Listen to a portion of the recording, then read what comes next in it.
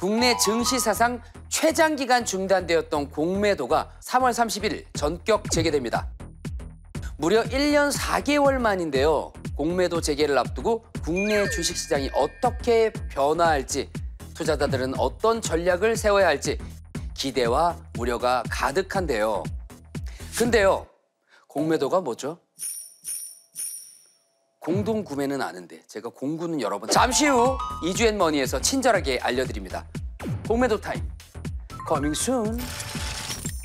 날뛰는 생활물가, 난리 났네, 난리 났어. 생활물가가 정말 난리가 났습니다. 내리막을 타던 배추, 양배추, 부추 등 채소값이 줄줄이 올랐고 한국인은 밥심인데 쌀값도 5개월째 오르고 있습니다. 커피값도 오른다고 하고 맥주값도 인상된다고 하고 이 와중에 달걀 대란을 겪고 있는 미국 정부가 한국에 1억 개 분량의 달걀 수출을 요청했다고 하죠.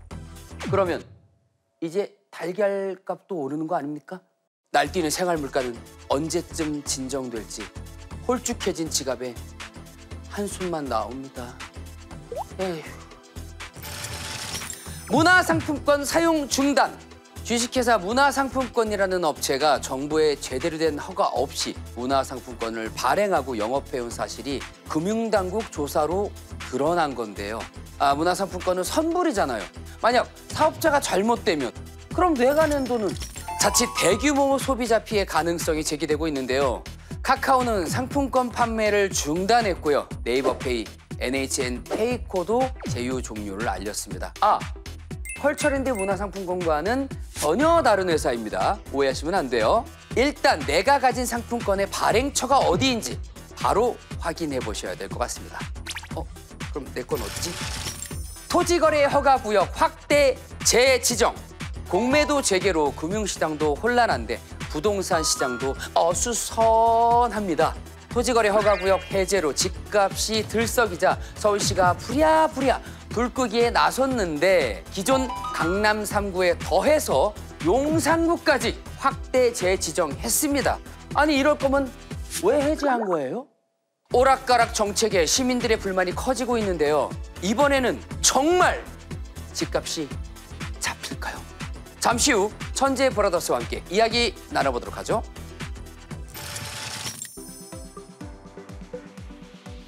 뉴스처럼 발빠르고 교양처럼 풍부하고 리얼리티처럼 생생한 경제 이야기. 장르는 단 하나.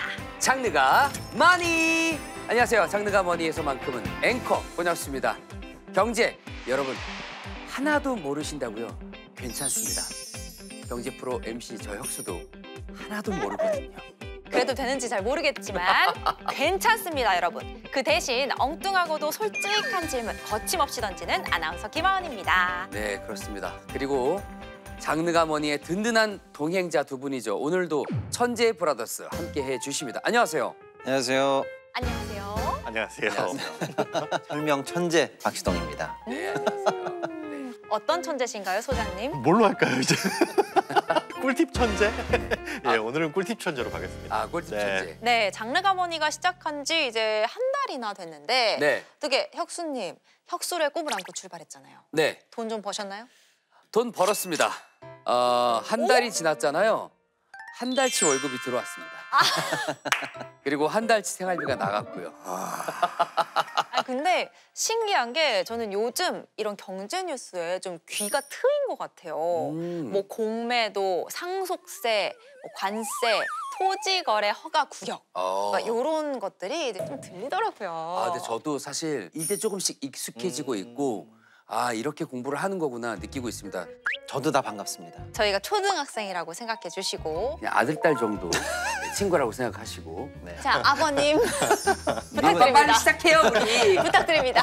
자, 먼저 저는 돈 되는 소식 먼저 듣고 싶은데요. 자, 돈 되는 게 머니, 김현우 소장님. 네. 이번 주는 주식 투자하시는 분들은 정말 관심 많으실 소식입니다. 국장 하시는 분들은 특히 네. 공매도가 1년 4개월 만에 재개된다.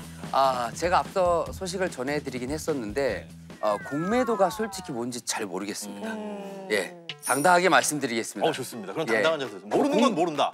뭐 주식이 공구 같은 건가요? 제가 공구는 몇 번 해봤는데 아, 공매도 아니면 공짜 뭐 이런 건가요? 설명 천재가 나서야 될 타이밍이죠. 네. 예. 공매도, 매도. 네. 매도는 물건 파는 거죠. 네. 이건 어렵지가 않아요. 근데 앞에 있는 공이 뭘까가 중요한데요. 네. 이 공은 한자로 빌공자입니다. 네. 없다라는 얘기예요. 예. 그럼 뭐가 없을까요? 소유권. 음. 소유권이 없는 거예요. 네.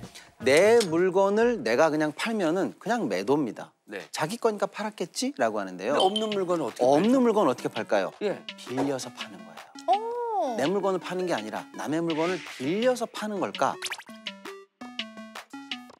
물건값이, 주식값이 떨어질 거라고 예상했을 때 빌려서 팔아서 또 쌀 때 갚아서 차익을 남기는 매매 기법, 이걸 공매도라고 하는 거죠. 한번 생각해 볼게요. 예를 들어서 한번 생각해 보겠습니다. 네. 어떤 주식이 지금 10만 원입니다. 네. 근데 내가 생각할 때는 야 저거 10,000원으로 떨어질 것 같아 라는 생각을 했다고 해볼게요. 네. 그러면 혁수야 너 그 물건 갖고 있지? 나 갖고 있어. 나 가지고 있어. 나 잠깐 빌려줘. 그래. 10만 원을 빌려와서 시장에다가 팝니다. 네. 그리고 제 손엔 뭐가 들려 있어요? 10만 원. 10만 원이 들려 있습니다. 네. 그리고 저는 이 물건이 10,000원으로 떨어질 거라는 기대를 하고 있죠. 네. 실제로 조금 기다렸더니 10,000원으로 떨어졌어요. 네. 그럼 저는 시장에다가 10,000원을 내고 이 물건을 다시 사옵니다. 네. 그리고 혁수한테 물건을 그대로 갚아줍니다. 네. 10,000원을 지출했죠? 네. 제 손에는 얼마가 떨어져 있습니까? 9만 원이 9만 원. 떨어져 있습니다. 남의 물건을 빌려서 팔고 그 물건이 싸졌을 때 다시 사서 물건을 갚아주고 네. 물건은 왔다 갔다 했습니다만 제 손에 남은 것은 9만 원이 남게 되죠. 그러네요. 이게 바로 공매도입니다. 뭔가 이게 도박 같기도 하고 예. 찝찝한데요. 여러 가지 이 비판적인 의견들이 나와요. 가장 큰 문제는 뭐냐면 앞서 설명을 해줄 때 빌려다가 이걸 팔았잖아요. 네. 그런데 무차입 공매도라고 해가지고 네. 빌리지도 않고 파는 경우들이 적발이 되고 있었습니다. 그건- 상당히 많이. 어떻게 그렇게? 그건 뭐 불법 아닙니까? 그렇죠. 일단 최소한 빌려서라도 팔아야지. 빌리지도 않고 그냥 마구 팔기 시작하면은 시장의 하락을 훨씬 더 빨리빨리 끌어내리는 거 아니냐라고 하는 비판적인 의견들이 많이 있었어요. 심지어 진짜 주가가 떨어져야 이 수익을 보는 구조다 보니까 네. 일부러 주가를 떨어뜨리기 위해 가지고 허위 사실을 유포한다거나 잘못된 정보를 퍼뜨려서 주가를 떨어뜨리게 하는 거는 완벽한 번지 아닙니까? 그렇죠. 사실 그런데 이게 걸리면 도둑질도 걸리면 그때 잡혀가는데 도둑질 당했는지 모르면은 그냥 넘어가잖아요. 걸린 것들만 이렇게 많습니다라는 거지 안 걸리고 넘어간 것들도 굉장히 많을 것이다. 아. 그래서 일단 정비를 하자라는 차원에서 멈춰놓고 1년 4개월씩이나 그 정비 기간에 들어갔던 겁니다. 우리 김 소장님께서 말씀해 주신 것처럼 우리 투자자분들이 불만이 너무 많았어요. 왜냐? 주로 공매도는 힘 있는 기관들이나 외국인들이 많이 하는 매매 기법이다 보니까 개인 투자자들 입장에서는 공매도 시장 때문에 개인들은 너무 불리해. 그래서 사실은 주식시장에 이건 굉장히 기울어진 운동장이야. 이거를 좀 평평하게 수정해줘라는 요구들이 많았어요. 공매도도 사실은 매도지 않습니까? 네. 그렇기 때문에 매도가 활발해지면은 판다는 사람이 많다는 거죠. 네. 매도 우위 시장이 되면은요. 가격이 떨어질까요? 올라갈까요? 당연히 떨어지죠. 판다는 사람이 많아지니까요. 시장이 전체적으로 충격을 받고 가격이 급락하는 경우가 있잖아요. 네네네. 이걸 보호하기 위해서 예를 들어서 2008년도 금융위기 때라든지 2019 우리 코로나 때 이렇게 해서 시장이 급격히 침체될 것 같다라는 위기가 있을 때는 제도적으로 잠시 공매도를 금지합니다. 왜냐하면 너무 많은 매도가 비이성적으로 나올 수가 있었기 네네네. 때문에요. 그런 적이 한 번 있었고요. 근데 이 기울어진 운동장이 왜 다시 살아난 겁니까?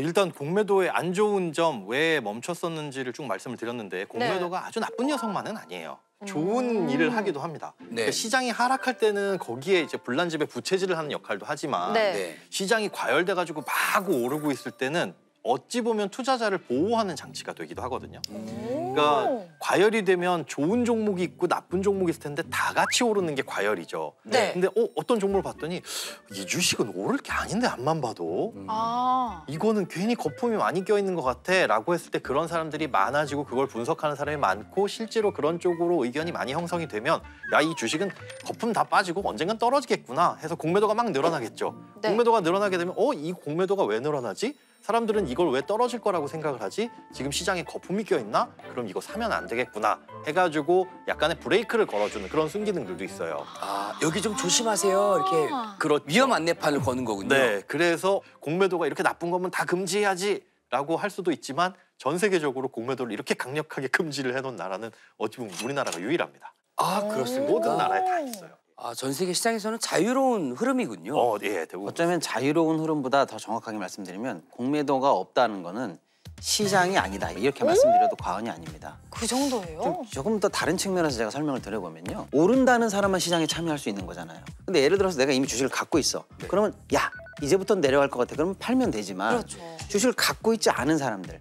아까 얘기한 것처럼 떨어질 거야. 분명히 거품이 많이 꼈어라고 생각하는 사람은 어떻게 시장에 참여하냐는 거예요. 지금 우리는 MSCI 지수 중에서 신흥국 지수에 들어있어요. MSCI가 뭐냐면 그냥 모건 스탠리라는 회사가 만든 지수예요. 아.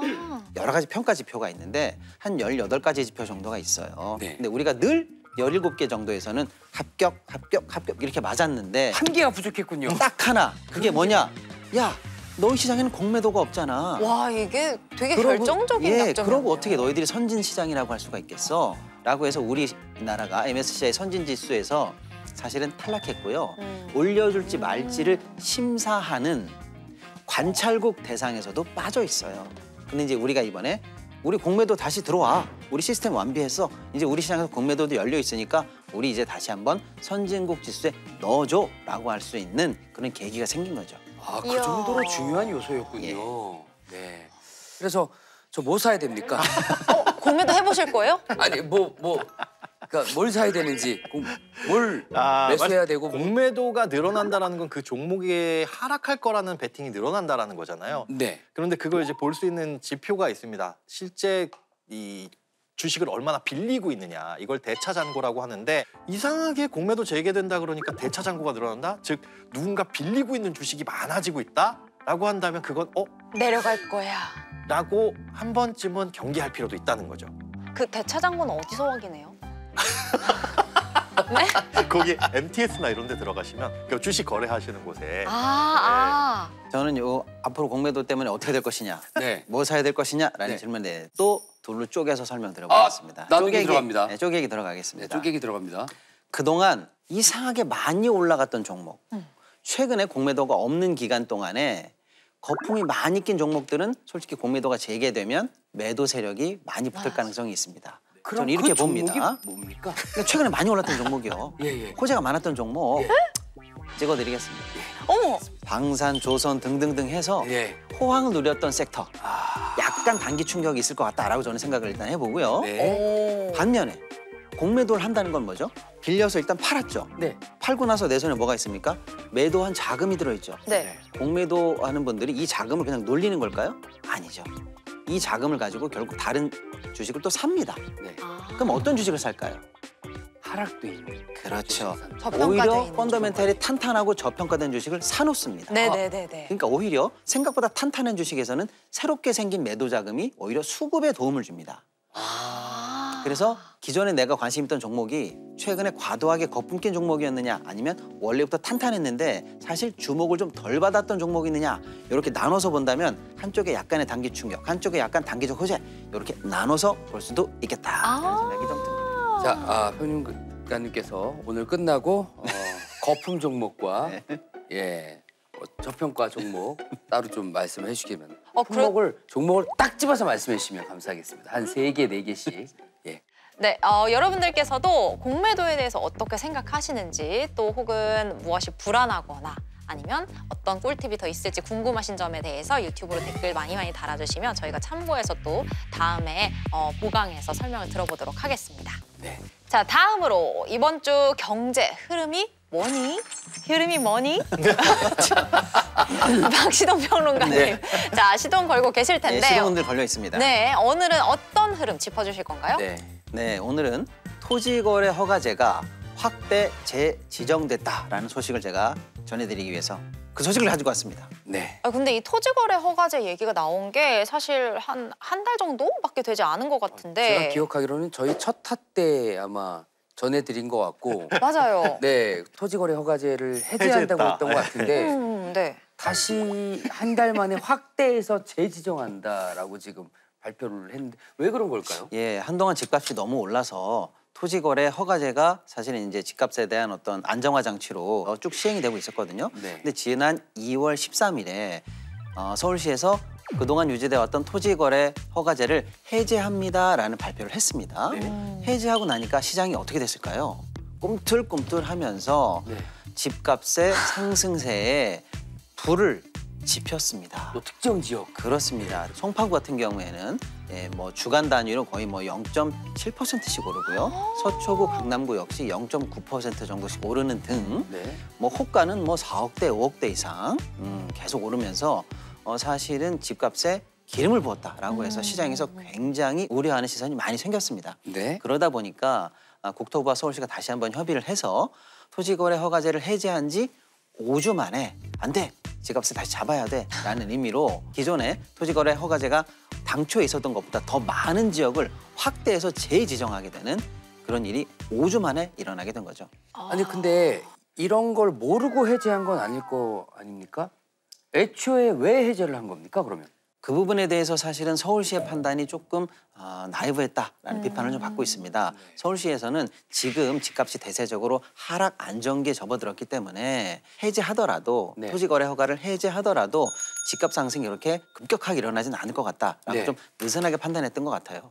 근데 사실 시장에서는 현재 이제 금리가 낮아지고 강남에 좋은 아파트에 사실은 그동안 토지거래 허가 때문에 진입을 못했던 실수 대기 수요가 사실은 좀 많았던 것 같아요. 네. 그분들이 이제 사실은 토지거래 허가제가 해제됨으로써 한 번에 급격하게 사실은 이제 몰리면서 지방에서도 사실은 서울에 대한 진입에 대해서 그동안 토지거래 허가제 때문에 망설였던 분들까지 해서 전국적으로 사실은 이번에 강남권으로 진입하고자 하는 투기 수요들이 몰리는 현상이 급격하게 나왔어요. 예, 그러다 보니까 부득이하게 다시 토지거래 허가제가 재지정이 됐는데 문제는 뭐냐면 토지거래를 해제하기 전과 똑같은 상황으로 원복한 게 아니라 왜 확대 재지정됐느냐인데요. 네. 상황이 다릅니다. 원복만 해서는 시장이 기존과 똑같이 돌아가기는 어렵다라고 판단한 것 같아요. 그래서 당국에서는 이번에는 용산구까지 지정을 했고요. 네. 아예 강남 3구에 그동안은 동별로 지정됐던 것들을 전체 구 전부 다로 확대를 했어요. 그래서 용산구, 강남구, 서초구, 송파구 오히려 규제가 더 한층 강화된 모양새로 제도가 바뀌었습니다.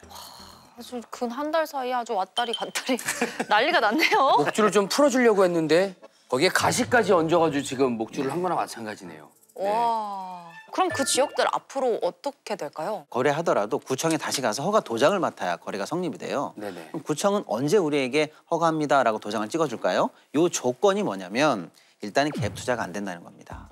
예, 쉽게 말하면 전세 안고 산다 이런 거 안 되고요. 네. 무조건 실거주 의무 2년이 적용이 됩니다. 그리고 사실상 대출도 굉장히 어려운 상황으로 가고요. 세대원 전부 다가 사실은 무주택자인 분들에게만 사실은 이제 매입에 대한 허가가 됩니다. 그동안 사실은 그래서 투자를 통해서 강남에 진입하고자 하셨던 분들 입장에서는 사실상 기회가 이제 원천적으로 제한된다 이렇게 보셔야 되겠습니다. 그러면 이게 이제는 다시 집값이 내려가는 건가요? 아니면 실거주자 기준이면은 내려간 타이밍에 집을 사면 되는 건가요? 복잡하죠. 일단 또다시 수요는 약간 잠잠해질 거예요.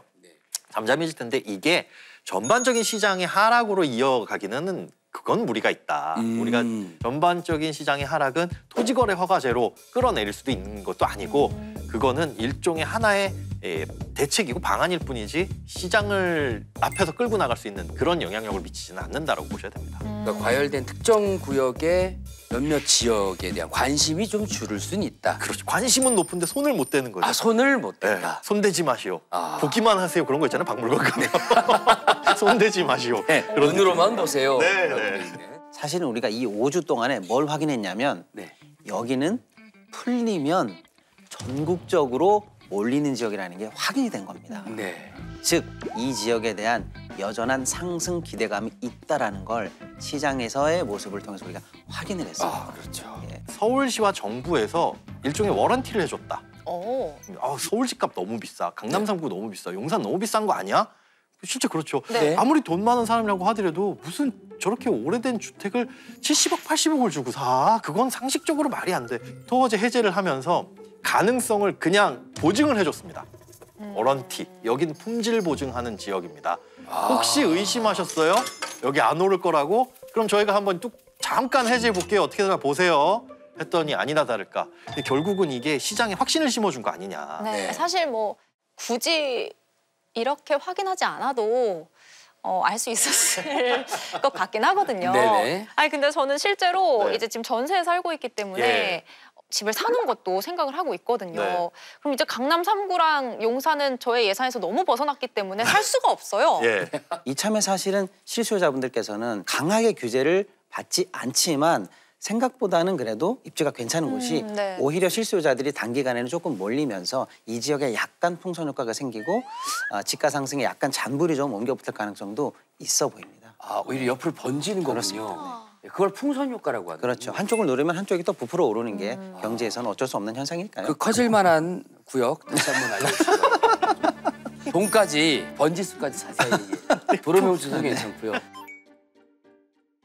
마포나 성동구가 예를 들어 그런 풍선 효과가 번질 수 있는 곳으로 현재 시장에서는 좀 보고 있고요. 그럼 또 바로 옆에 있긴 예. 옆에 있네요. 그다음 경기도 같은 경우에는 바로 서울시와 인접해 있는 과천이 그나마 규제가 과천. 조금 느슨하거든요. 네. 조심스럽게 추측을 해보고 있습니다. 아, 그렇군요. 아니 이러다가 예, 예. 혁수님 집 언제 살 거예요? 예, 일단 조사를 해야죠. 예, 시장 조사 기간입니다. 네. 하지만 오늘도 저는 집을 사지는 않겠습니다. 주택은요, 주식이 아닙니다. 타이밍이 아니라는 거.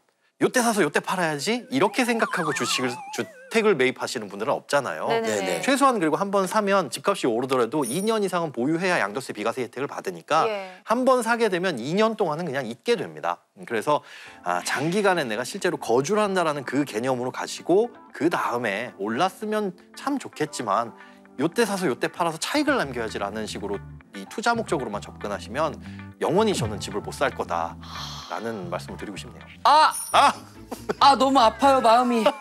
마지막 말씀하신 거 너무 아파요. 취소해 주세요. 네, 취소. 아, 들으면 들을수록 마음이 싱숭생숭해지는 부동산 이야기였습니다. 마음이 아프네요 진짜. 마지막에 좀 아팠습니다. 아, 네. 네. 네, 경제 흐름을 한눈에 또 돈 되는 정보 한눈에 살펴본 이주앤머니였고요. 자 그럼 다음 코너로 넘어가 볼까요? 네.